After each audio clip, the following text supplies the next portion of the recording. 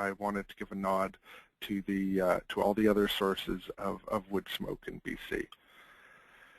So what air pollutants are emitted from biomass burning? Why should we care about wood smoke? Well, it turns out that wood smoke contains a whole lot of things that we know to be pollutants. Probably the most important from our perspective here in BC is the fine particulate matter, because that's the air quality issue, the biggest concern in most BC communities. But we also have volatile organic compounds.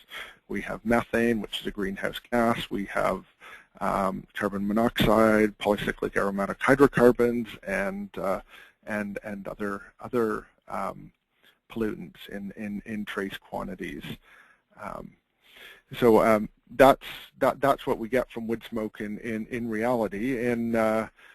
In an ideal world, if we could burn wood completely, we would burn to mostly carbon dioxide and water. So basically, these are all the products of inefficient combustion. If we could get perfect combustion, we'd be looking at a much cleaner process that would only emit very trace amounts of PM due to the ash constituents in the wood. So why is biomass burning and wood smoke important to air quality in BC? Well, it turns out that this sector is the largest contributor to fine particulate matter, PM 2.5, in BC, and it's also a significant contributor to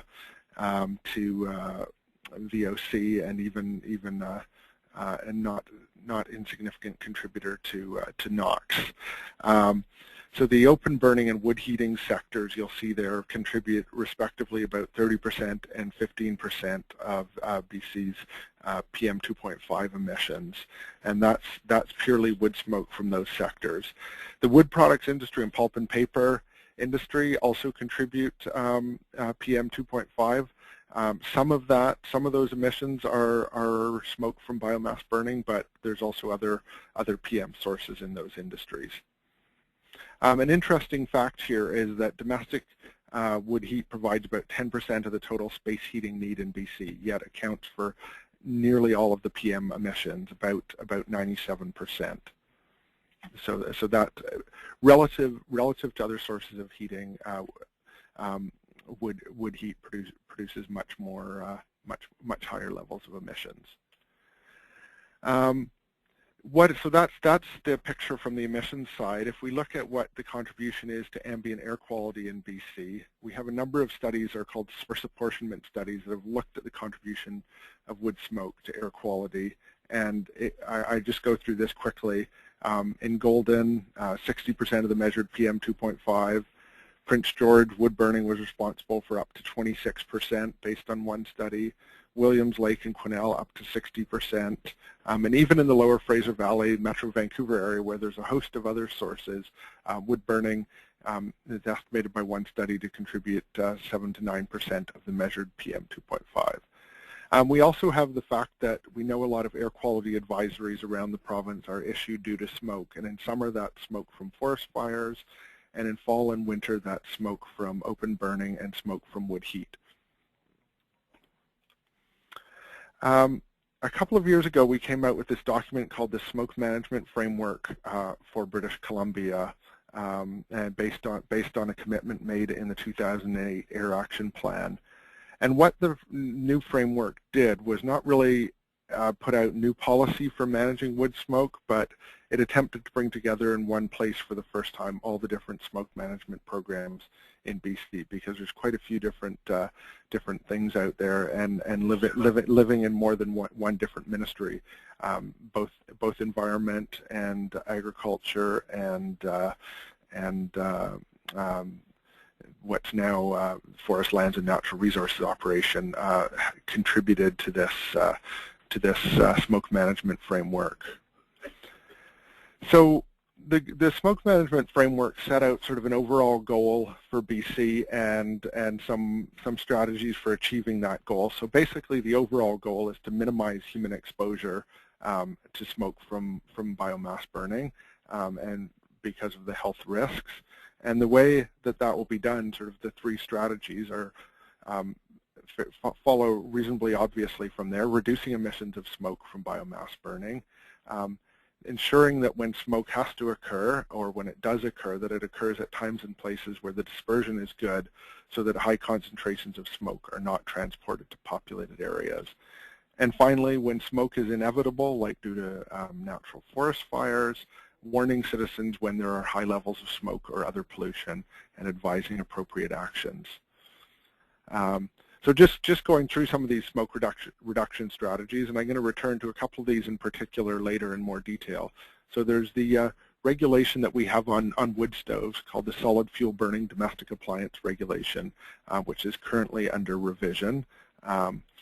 There's the Open Burning Smoke Control Regulation, which governs open burning, and that's also currently under revision, focused on tightening the restrictions on open burning near populated areas. There's the Provincial Wood Stove Exchange Program, which offers education and incentives to encourage the replacement of non-certified appliances with newer, cleaner burning appliances.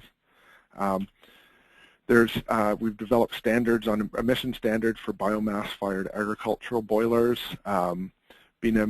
published a number of different documents providing guidance on permitting bioenergy facilities, so reducing the biomass smoke from these sources.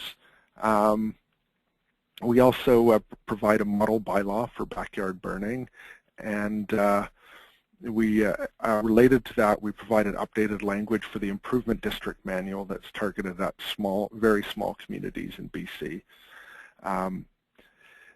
Finally, we produced an inventory of clean air bylaws in 2011 that provides a snapshot of the municipal rules in the province around open burning, wood burning appliances, and anti-idling.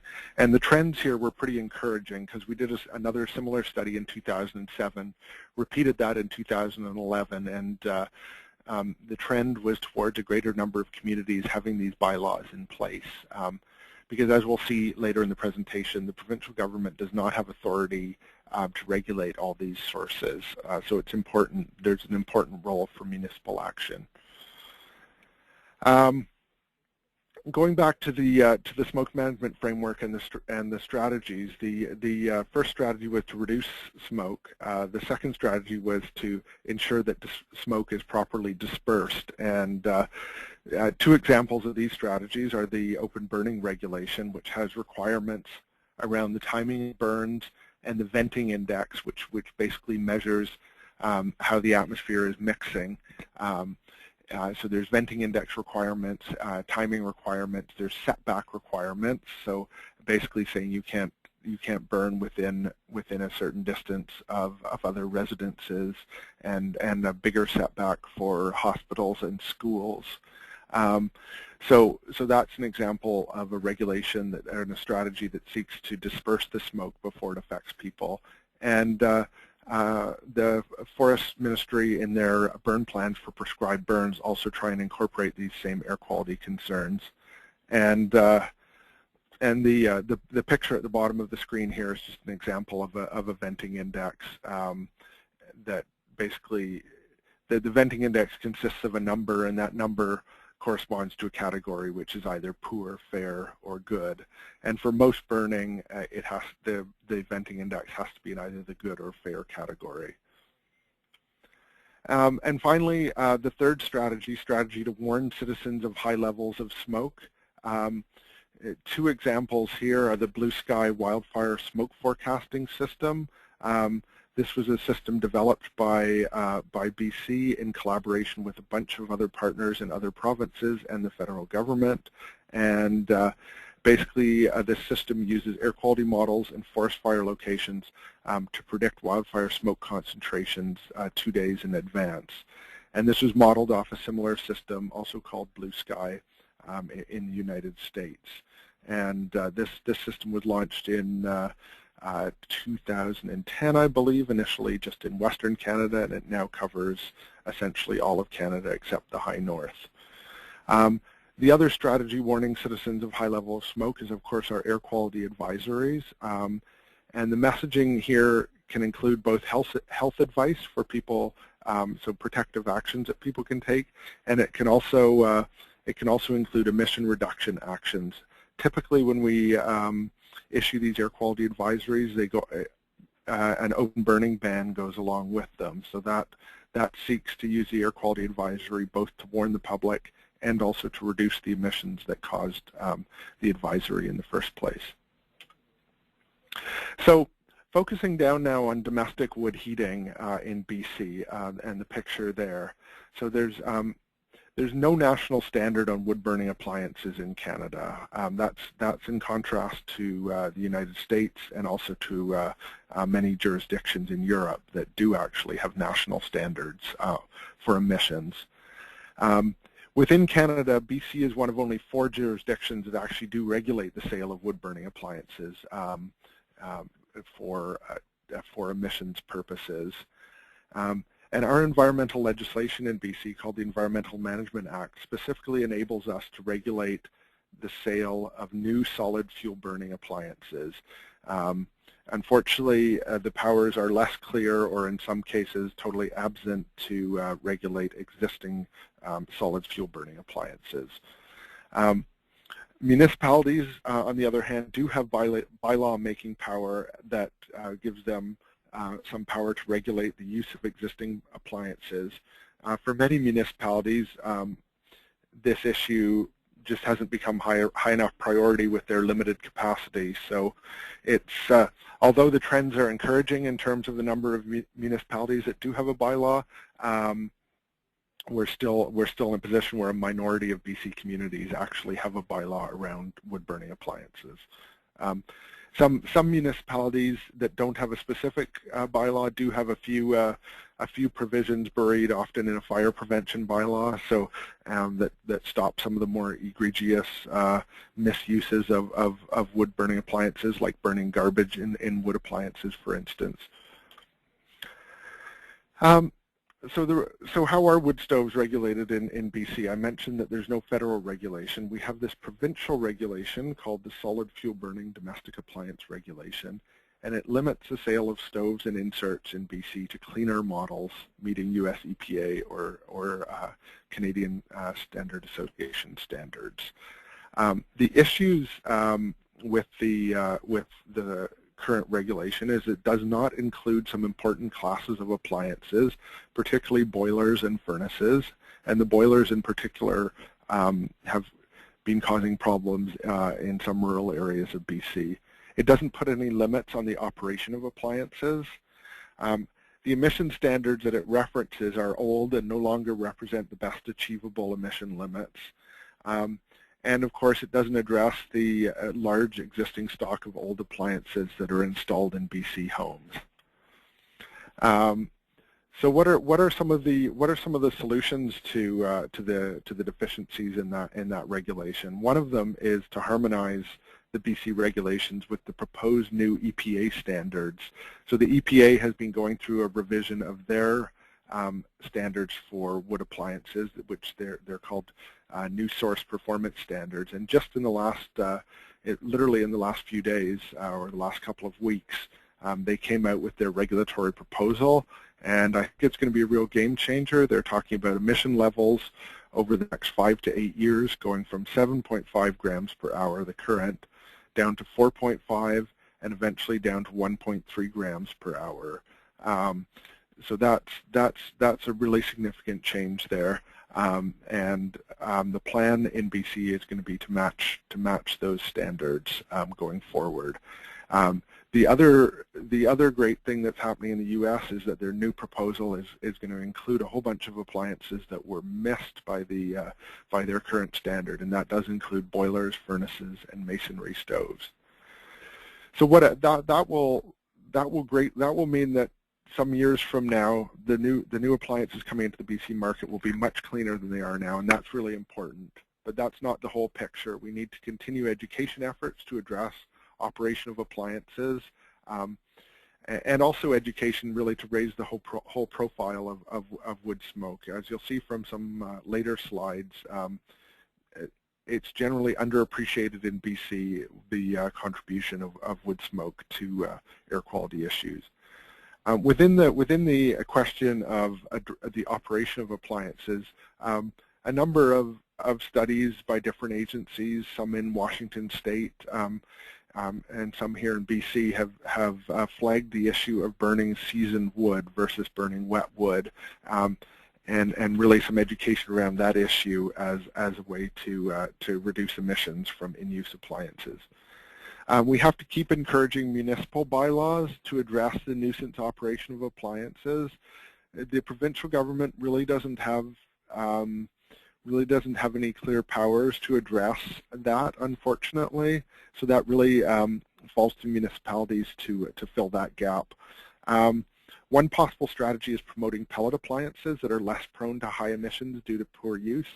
Pellet appliances being a little more automatic, they're less prone to, and the fuel, I guess, also being of a consistent standard, they're less prone to high emissions.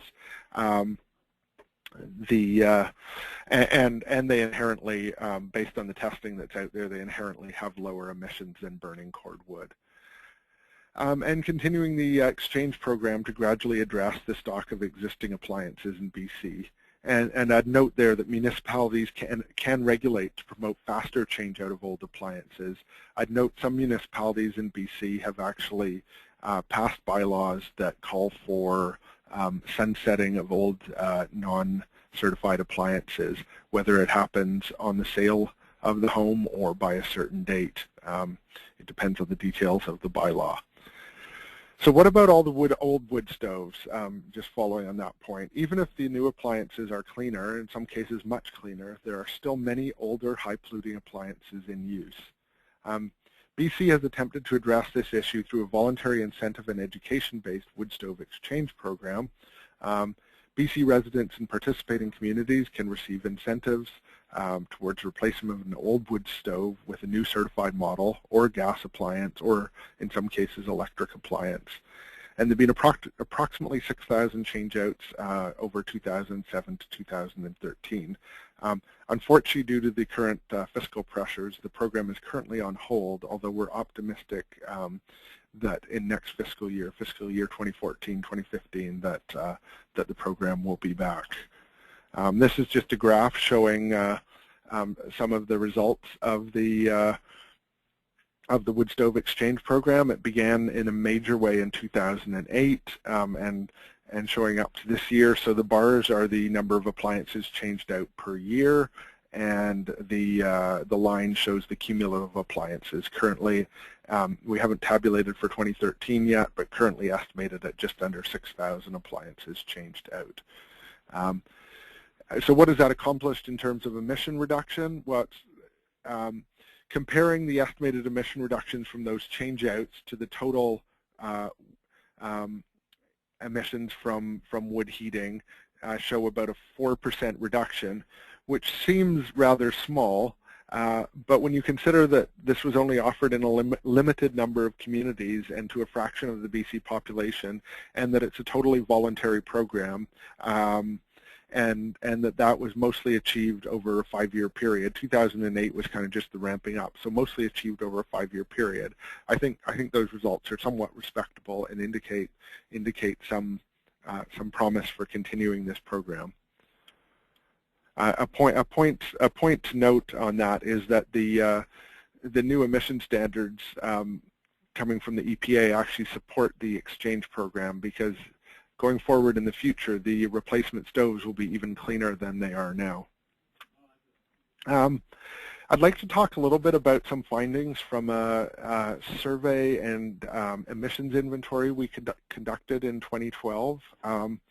So what we did was a public survey of over 2,000 BC residents, focusing on wood users, but also non-users as well.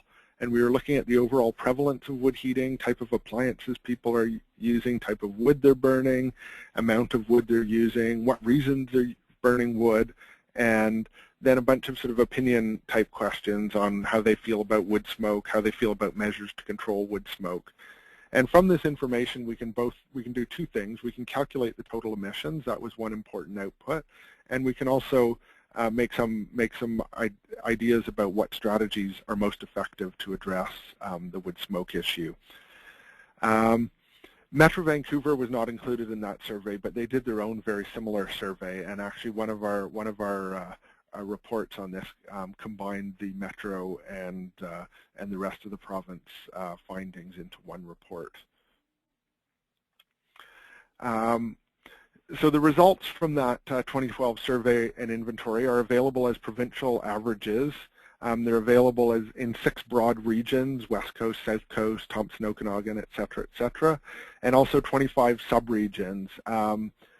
And the subregions include many of the locations where the wood stove exchange program either is or has been active, and also some communities that we just knew from other sources of information, whether air quality monitoring or anecdotal reports. We knew that the issue of wood smoke was quite prominent. Each subregion was targeted for a minimum of 80 interviews. So as we go from the provincial averages down to the regions and the subregions, we have a lower number of interviews and therefore higher uncertainty in the results, but it's still valuable to have some locally specific results. On the really big picture, the survey shows that the emissions were roughly constant. The emissions from the wood heating sector, domestic wood heating, were roughly constant between 2003 and 2012. And so that's sort of a good news, bad news thing. The population went up and the number of people using wood stoves went up slightly, but the emissions were still the same. So that's the good news. We stopped it from going up. The bad news is we weren't able to bring it down, and also that other sources of pollution, other sources of PM pollution have been decreasing. So wood smoke is actually making up a greater fraction of the total emissions in 2012 than it was in 2003. So in the blue bars in this graph show the total emissions in tons per year, and the red bars show the fraction of total PM emissions. So in 2003, it was estimated about 15%. In 2012, it's gone up to almost 20%. This are estimated emissions from Metro Vancouver, and there's somewhat the same picture there, in that as other sources of emission are addressed, especially the on-road emissions, the contribution from the domestic heating sector to total PM emissions is projected to climb in future years. So some sort of broad high-level results here.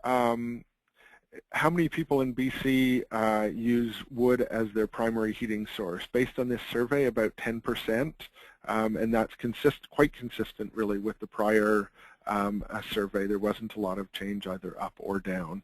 And I think it's also consistent with some surveys that Natural Resources Canada has done on energy sources in Canada. So this one, so wood is 10% overall, and you can see that natural gas is a dominant source. There's some communities, in fact many communities in BC, where natural gas is totally unavailable. In those communities, electricity, electrical heating occupies a much more prominent role, but we always, in those communities, see a higher contribution from wood and wood pellets as well. So an availability of natural gas is definitely a factor. So that was the last graph was how many people rely on it as their main source of heat. This graph is people that use wood burning for a fraction of their heat need, or else just burn wood in a fireplace because they like having a fire. So really, this is just the percentage of respondents that have appliances and have used their appliance within the last year. So a 30% average prevalence over the province, little change from 2003. Some spatial patterns which are not unexpected, quite prevalent in the Cariboo and the north, and the interior, less prevalent on the coast where it's warmer and other options may exist. Why do people people use wood heat? And this is a really important question, obviously. You know, if your strategy is to reduce pollution from this sector, you have to understand what motivates people to use these appliances in the first place. A big one is reliability in the event of power outages. If you're relying on electric heat, then as soon as the power goes out, you're without heat. So an auxiliary heat source is viewed by many people as very important. A wood supply is readily available was cited by quite a few respondents. The cost issue, it's cheaper, was cited by others. And then, you know, liking the smell or beauty of a fire. And down at the bottom there, natural gas is not available in my area. So there was a lot of regional variation to these responses. Cost was important almost everywhere. The aesthetic aspects, I like the smell or beauty, were highlighted in a few of the more urbanized areas, namely the Okanagan and the Lower Mainland. And in communities that we know lack natural gas infrastructure, that reason grew greatly in importance. In some cases, over 50% cited that as their main reason. So what are people burning wood in? Basically, over the entire province, wood stoves are the most important. But if you look in Metro Vancouver, fireplaces form a dominant group of appliances being used.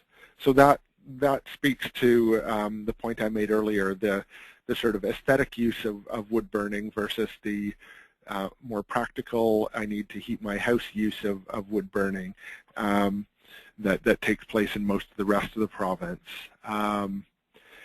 And the green there, the pellet stoves, they become a little more important in the Cariboo and northern regions, as do the central heating appliances. So these are either wood furnaces or wood boilers. It makes sense that they would become more prevalent in northern BC, where A, pellets are more available, and B, the heating load is greater. What kind of appliances have people been installing recently? If we look at what people are installing in the last 2 years, wood stoves dominate this, and fireplace inserts, which are really just a stove designed to fit in a fireplace, are also 13%. And most believe that their new appliances are certified, which, if they're installing wood stoves or inserts in BC, is virtually guaranteed, because those are the only ones that can be sold in BC. 80% found their new appliances produce less smoke than their old appliances, also encouraging, because that's sort of what the whole effectiveness of the wood stove exchange is premised on, for one thing, and it's what we'd expect from what we know about these appliances, certainly. There were some interesting regional variations here as well. One of them was that pellet appliances became more important in the Cariboo and northern regions, again, probably relating to the availability of pellets there. How old are appliances that are in people's homes?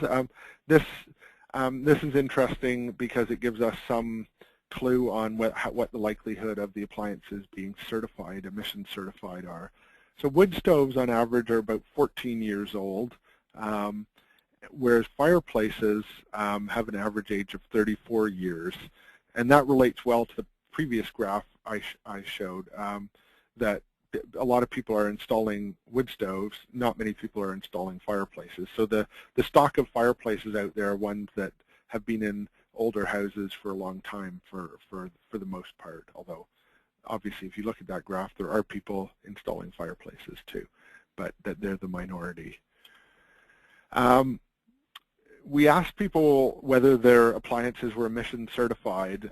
71 claimed yes, which is good news on the face of it, but we need to be skeptical, because appliances can be both safety certified and emission certified, and there's every likelihood that people got a bit confused on this.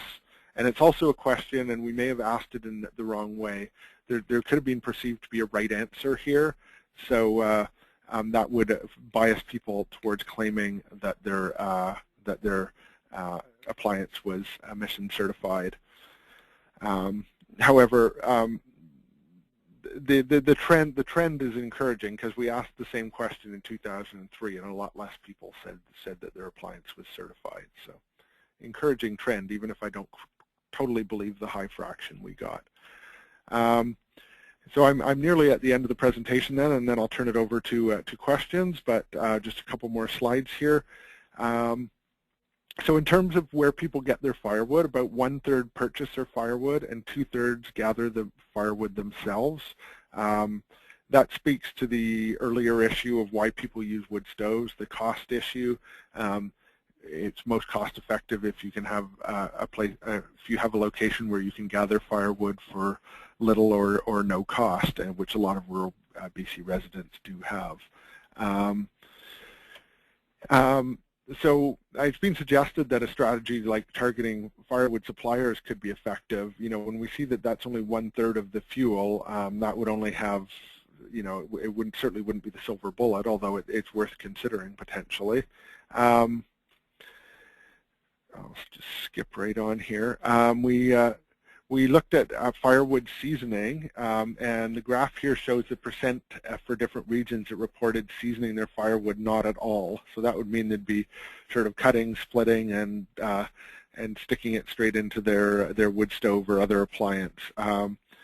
So then that ranged between just under 10% up to 30%.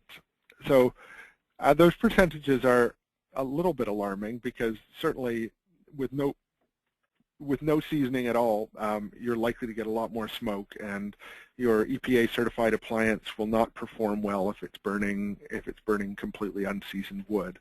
So you know, by improper operation, you can defeat the cleanliness of the newer appliances. We also asked about how people store their firewood. Outside covered is by far the most prevalent, but 10% stored outside uncovered, which you know, is also not likely to lead to burning dry firewood. How concerned are people about wood smoke? And the graph here shows the results compared from our 2012 survey to our 2003 survey. And so the concern on wood smoke has actually decreased over time, which is interesting, because our knowledge of the hazards of wood smoke has increased over that same time period, and the contribution of wood smoke to the total air pollution picture has also increased over that time. So public opinion and what we know about the science are kind of moving in opposite directions here, which is a little bit alarming. You know, suggests that we have to do more outreach and education on this issue. Users and non-users of wood heat had similar views on this question, and for those who were concerned, health was the #1 cited reason.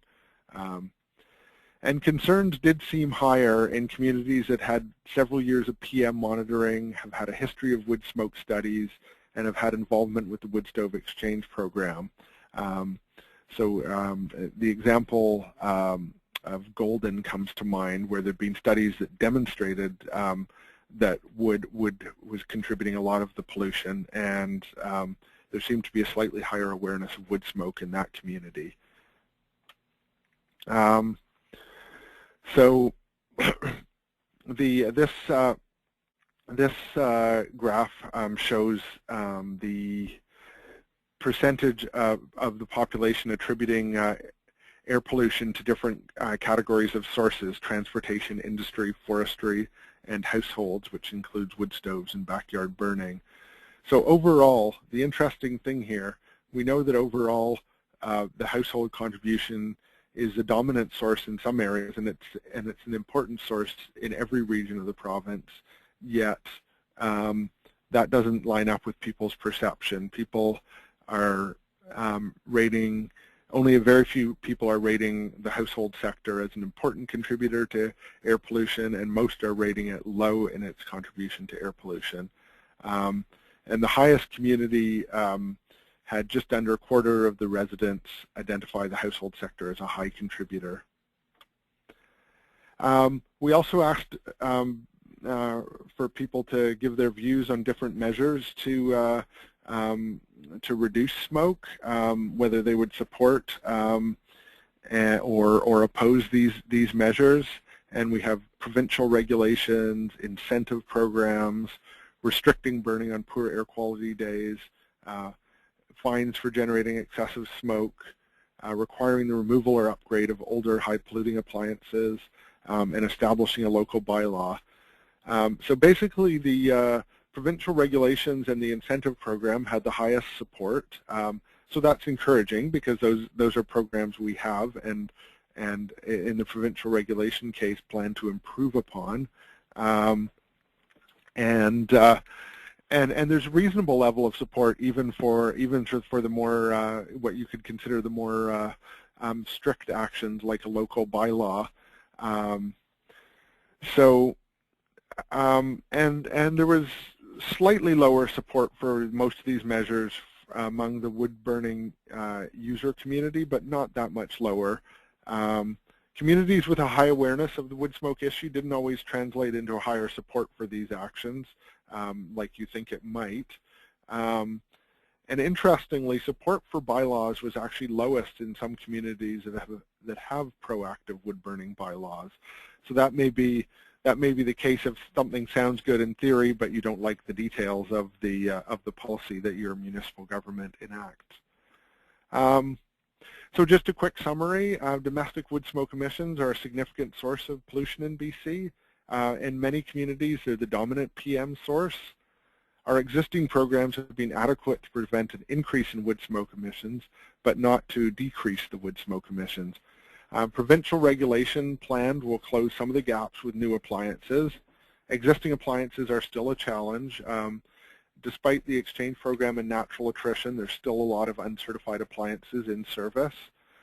Our 2012 survey highlights some successes in education. Those communities that have had, for instance, wood stove exchange program generally have a higher awareness, but a continuing strong role needed and some discouraging trends actually. Awareness of the wood smoke issue does seem to be enhanced by history of air quality monitoring, wood smoke studies, and participation in the wood stove exchange. And basically, that would suggest that we should be taking advantage of communication opportunities whenever they arise to sort of get the wood smoke message out there to the public. And support for various actions to control wood smoke is relatively strong, but varies significantly by community, and it does soften for more intrusive measures such as local bylaws. So thank you, everyone, for listening in. And again, sorry about the delay at the beginning. And I would like to open it for questions. Okay, I've got one question here come in through back channels via email. And the question is if you had any thoughts on why public awareness of wood smoke emissions seems to have gone down in recent years, and I must say I'm a little mystified by that. It seems like we've been doing quite a bit of outreach and education on that issue. I mean, that I may be biased because I'm actually involved in these programs, that it seems like we're doing quite a lot. Maybe we're not doing enough. Maybe the fact that air quality has improved overall may sort of have, at least it's improved overall in a number of BC communities, may sort of have decreased people's awareness of the wood smoke issue. Yeah, so, and people that are aware of the fact that certified appliances have replaced, for the most part, older uncertified appliances may have thought, well, we've solved the problem, which isn't really true. That's you know, a step in the right direction, but hasn't totally solved the problem. I think if we do another survey, we really want to address that issue, you know, and try and dig with some questions a little more to why people's awareness or people's thoughts about the issue have decreased. We got another question here via email. No, that's just okay. How successful is BC's compared to other people's exchange programs? Well, I think based on the amount of resources we've had in BC, I think our exchange program has been quite successful. When I speak to my colleagues in the U.S., they're always amazed at how many people we can get to change out with a relatively modest level of incentives. So,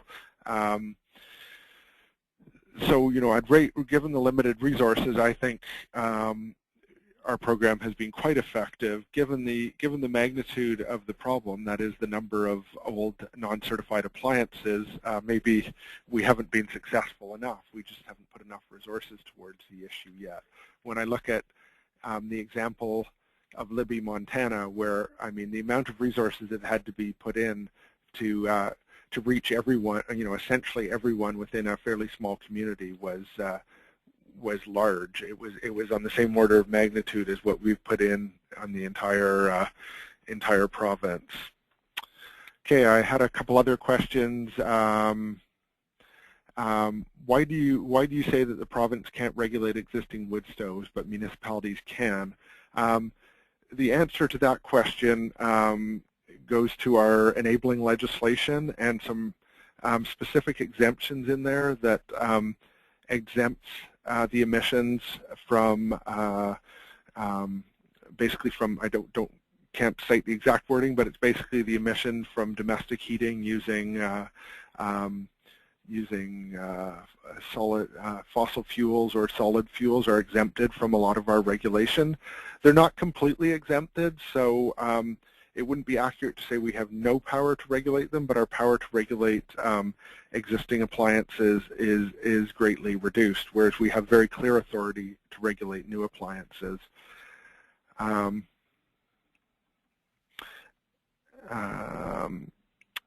Let's see, I'm reading off another question here. Can you touch on the difference between EPA qualified and EPA certified burners? So the EPA they have a very strict legal program that is in their regulations, and it basically regulates the sale of regulates emissions from new wood stoves and wood-burning inserts, basically things that qualify under their definition of a wood heater, which is quite restrictive definition in their current regulation. So the stoves that qualify under that program are EPA certified, and there's a high level of verification in that program. EPA qualified, as far as I'm aware, this term refers to some voluntary programs that the EPA has set up for outdoor wood boilers in particular, and also for fireplaces. And so the EPA has set up some voluntary standards, and they're then appliances that can meet those levels based on some testing are qualified for those voluntary programs, but they're not certified by the EPA. So it's a bit of a subtle difference, and the manufacturers, I've noticed, looking through web pages, sort of play fast and loose with the term certified when it doesn't really, when an appliance may not really be certified. So I hope that addresses that question. There was another question here. What portion of PM is from forest fires? The answer to that, there's a few different answers. If you look on an annual average basis, emissions for the whole province, it's not necessarily that high a percentage. But if you look during specific air quality events, it can be the dominant source by far. I mean, we've had some extremely high PM concentrations during forest fire events, up in the hundreds and even 200s of micrograms per cubic meter. And that's largely a summer thing, whereas the real pollution from wood stoves, wood heating is winter and shoulder season issue. So it's usually fairly easy to distinguish the two just because of the different seasons they happen in.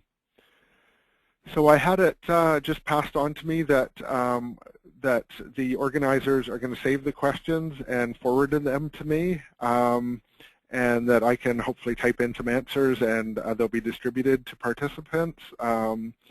Again, my apologies for those that are still there about the less than perfect human interface. I'm just being handed questions on a slip of paper by my colleague who is in communication with the organizers, so the technology is working less well than it could. But I'd like to thank everyone for their participation